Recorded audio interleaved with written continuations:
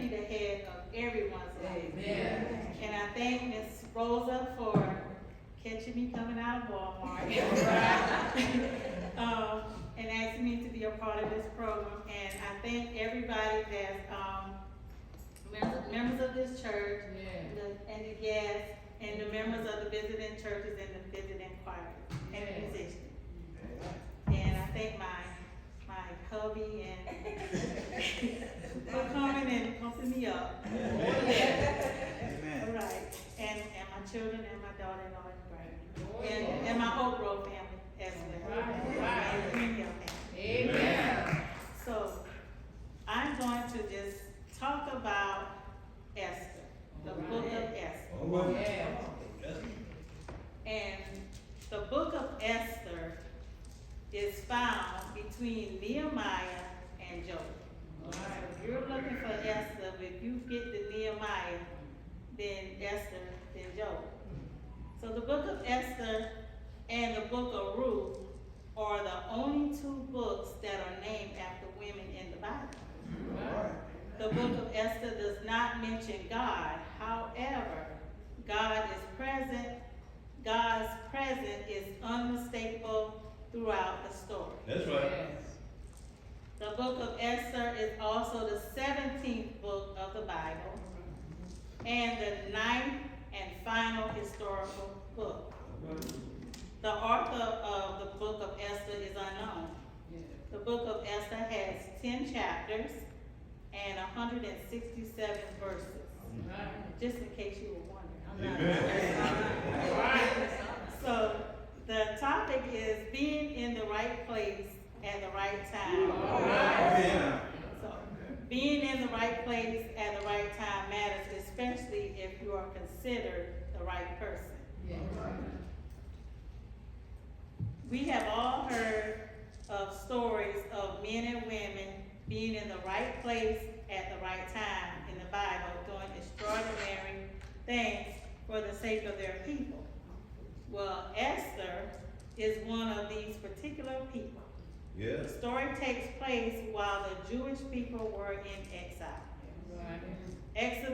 Esther became the queen of the Persian king Xerxes when Queen Vashti was banished for standing against the king. That's right.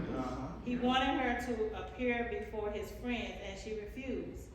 So during this era, when women were degraded and their status was considered the property of men.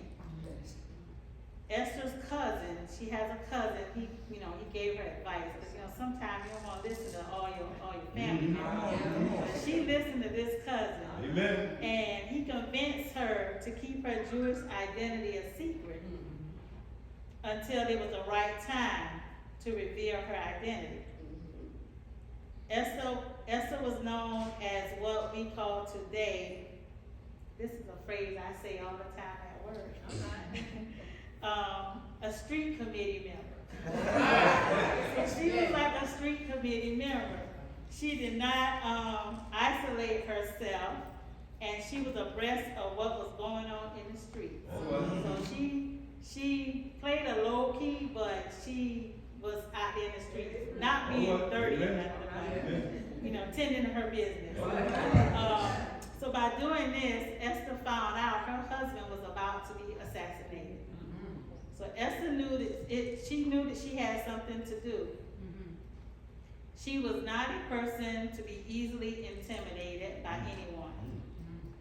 And Haman, the official plotting genocide against the Jews, was a formidable opponent and was skilled at manipulating the law and the land for his own gain.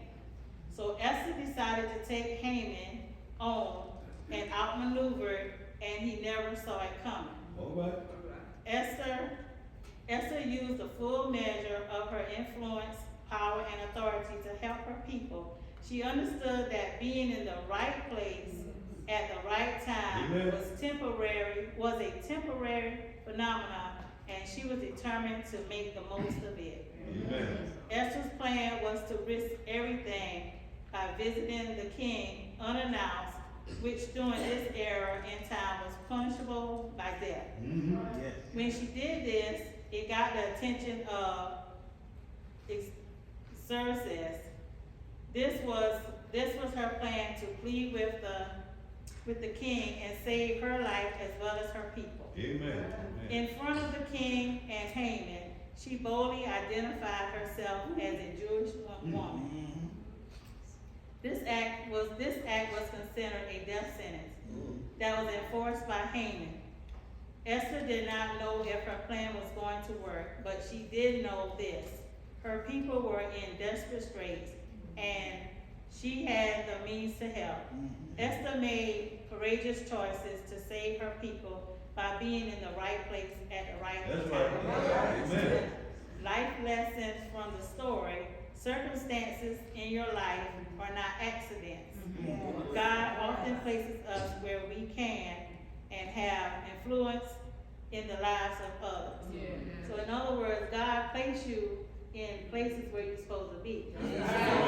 So I was told a lot of times when we used to go to Green Hill, and WJ used to always tell us that it's not a coincidence you are where you at. So like this program, it was already predestined for all kinds of people. And maybe some people may be on the way, and if they're on the way, God bless their travels. And if they're not, we still thank them anyway for thinking of us. So if you ever wonder why you are in or at a certain place in life, it's not by accident. It's by God's design to place you in the right place at the right time, just like how He did with Esther. Amen. You go to the Lord.